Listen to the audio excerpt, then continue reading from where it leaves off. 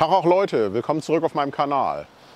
Heute geht es um das 1000 Kilometer Review der Husqvarna 701 Enduro. Ja, wie ist es mir damit ergangen in den letzten 1000 Kilometern?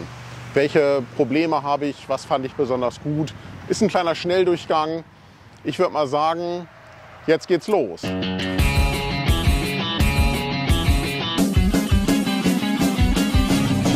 Ja, leider ist die Husqvarna nicht ganz fehlerfrei. Ich habe tatsächlich wenige doch schlimme Mängel entdeckt. Der erste Mangel ist, die Verkleidung am Hinterteil ist durch den Auspuff durchgeschmolzen. Ganz ehrlich, das darf nicht sein, dass das Husqvarna hier, ich sag mal, eine Hitzeschutzfolie für 50 Cent einspart, wenn es das überhaupt kostet, und dafür den Kunden so viel Ärger macht. Details. Hier sieht man das Loch, das der Auspuff reingebrannt hat. Wenn ich hier mit dem Finger reingehe, das hier unter ist der Schalldämpfer. Man sieht ja, wie wenig Platz da ist. Also tatsächlich, ich bin mir nicht mal sicher, ob es eine Hitzeschutzfolie bringen würde. So, das andere Problem ist das gleiche, was ich bei der KTM hatte.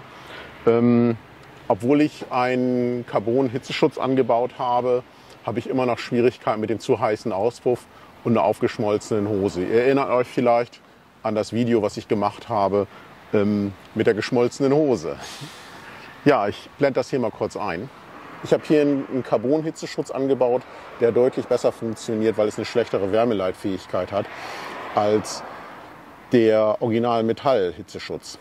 So, hier habe ich dieses Glasfasermaterial herumgewickelt, um tatsächlich zu verhindern, dass meine Regenhose schmilzt. Das ist einfach notwendig. Der nächste Punkt, der tatsächlich ein Problem darstellt, ist das Thema USB-Anschluss. Ich habe ein USB-C-Telefon und das zieht entsprechend viel Leistung. Der USB-Anschluss scheint darauf nicht wirklich ausgelegt zu sein. Denn der Anschluss war nach wenigen Stunden kaputt. Wahrscheinlich zieht das Telefon mehr Leistung, als dieser Anschluss hergibt. Ja, das ist sehr schade, denn USB-C ist ja nun schon seit einigen Jahren Standard. Das hätte ich eigentlich besser erwartet. Die anderen Sachen betreffen das Rallye-Kit von Rebel X. Ja, grundsätzlich mal ist es eine super Sache. Also die Aerodynamik ist so viel besser. Der Rallye Tower ermöglicht einfach hier zusätzliches Equipment ranzuschrauben oder festzuhalten. Also ein Platz für die Regenhose. Die Telefonhalterung ist jetzt auch deutlich besser als über die CP-Halterung für den Lenker. So, die Möglichkeit, an den Rallye Tower zusätzliches Material anzubauen, wie zum Beispiel hier die Telefonhalterung, ist einfach eine super Sache. Tatsächlich, ich glaube, ich möchte auf sowas nicht mehr verzichten. Allerdings muss man sagen, der Sicherungskasten ist nicht wasserfest. Schaut mal hier, da steht Wasser drin. Wasser im Sicherungskasten. Das ist wirklich nicht gut. Also ich bin mir nicht sicher, ob man das irgendwie gelöst kriegt, das Problem. Ich werde mal zu Hause mal probieren, da etwas Dichtfett oder so dran zu machen, um diesen Wassereinbruch zu verhindern. Auch der Scheinwerfer, der mit dem Rallye-Kit kommt, ist nicht wasserdicht. Ihr seht hier vorne, dass da tatsächlich etwas Dunst bzw. Wasserablagerung drin steht. Ja, das hat hier etwas, der ist nicht ganz dicht. Das gibt auf jeden Fall Probleme bei der Hauptuntersuchung, wenn man da an dem Tag Wasser im Scheinwerfer hat.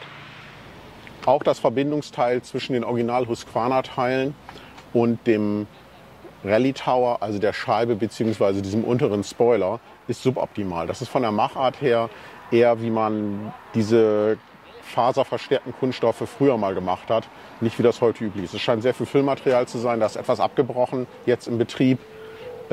Auch die Passgenauigkeit ist nicht so, wie ich mir das vorstelle. So, man sieht hier im unteren Teil das Original Husqvarna Teil und das Teil von Rebel X. Der Farbunterschied ist ein bisschen da, das hier sieht etwas glänzig aus und das ist einfach lackiertes GFK-Material. Das Problem meine ich hier zu erkennen. Und zwar, man sieht, dass es hier stumpf abgebrochen ist. Das heißt, da ist gar kein Fasermaterial, sondern da war nur Füller. Ich würde sagen, das ist nichts, wie man das heute machen würde. Tatsächlich, wenn man diese CFK oder GFK-Teile macht, würde man möglichst wenig Harz einbringen und möglichst viel Glasfasermaterial. Dann wird das Teil auch insgesamt dünner und passt auch besser. Denn ich hatte ja bei der Installation auch einige Schwierigkeiten. Leider hat man das in der Installationsanleitung nicht so gesehen, weil das Videomaterial nichts geworden ist. Aber das ist ein starker Kritikpunkt von mir. Ja, ansonsten bin ich mit der Husky sehr zufrieden. Also ich bin ja, die krasseste Sache, die ich gemacht habe, ist halt über das Geiseljoch zu fahren. Und da zeigt sich halt, dass das geringe Gewicht der Maschine einfach ein enormer Vorteil ist gegen den anderen Adventure-Bikes, die mal locker 50 Kilo mehr wiegen. Ansonsten fährt sich die Husky erwartungsgemäß sehr, sehr gut. Sie ist schön leicht, mit, ich glaube, so 170 Kilo oder etwas über 170 Kilo, gut 50 Kilo leichter als andere Adventure-Bikes. Und tatsächlich mit dem Rally Tower wird es auch zum Adventure-Bike. Man hat einen gewissen Windschutz. Die Aerodynamik ist viel, viel besser. Das merkt man sofort, wenn man etwas mit 120 oder schneller auf der Autobahn fährt. Ja, ansonsten, ich bin zufrieden mit der Husky. Damit beende ich dieses Video. Ich hoffe, das hat euch gefallen. Abonniert den Kanal, drückt die Glocke, damit ihr kein Video verpasst. Und ich würde mal sagen, verteilt das gut in euren Social Medias, damit dieses Video auch einigermaßen Verbreitung findet. Ne? Tschüss, bis es wieder heißt, nur ein Umweg entfernt.